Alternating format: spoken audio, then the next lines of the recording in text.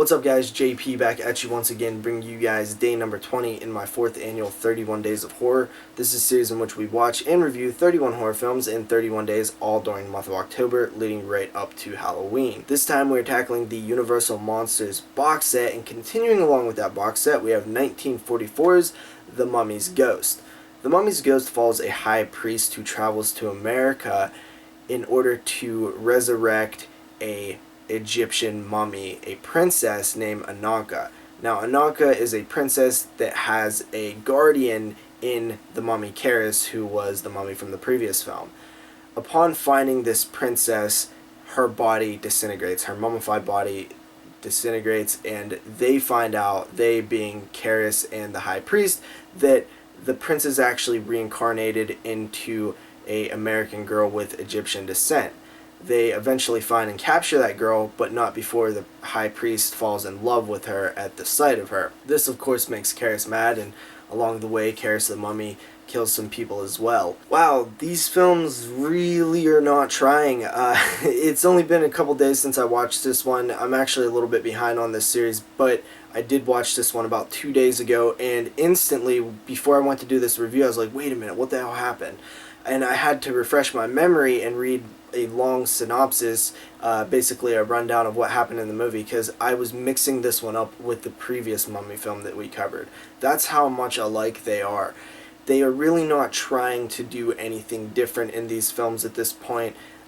They are just purely rehashed, not adding any new mythology or taking the character or mummy in a different direction. It's kind of the same thing. It really is so similar. One thing that I really enjoyed about the original Mummy film, and even the sequel, was the Egyptian setting. I just loved it. I thought it had a great atmosphere. These films now, the later Mummy sequels, are mostly taking place in America, and it's not the same. I don't really like this one that much, but it is saved by the end. The ending of the film I thought was great. It's actually one of the better endings in the entire Universal Monsters box set as of thus far. And I was actually really surprised at how it ended. I won't say anything because I don't want to spoil it, but it was very fitting and a change of pace.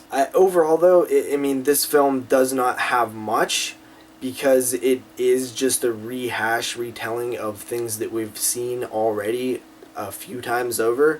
But Lon Chaney Jr. as the mummy is a creepy character. You look at him and he's creepy. The face, it works. I like the bandages. I like the way the mummy looks. Unfortunately, it is a little bit dated, and sometimes when you're watching him, there's a part where he breaks through a fence, and it just comes off as very of the time and cheesy at this point.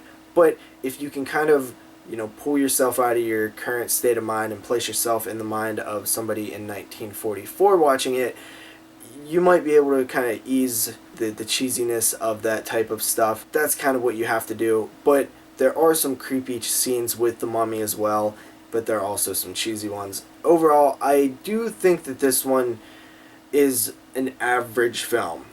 But I think that ending is above average, so I feel like the ending, in a film that is just over an hour long, the ending really does have a big significant role, and I'm going to give this film a 5.5 out of 10.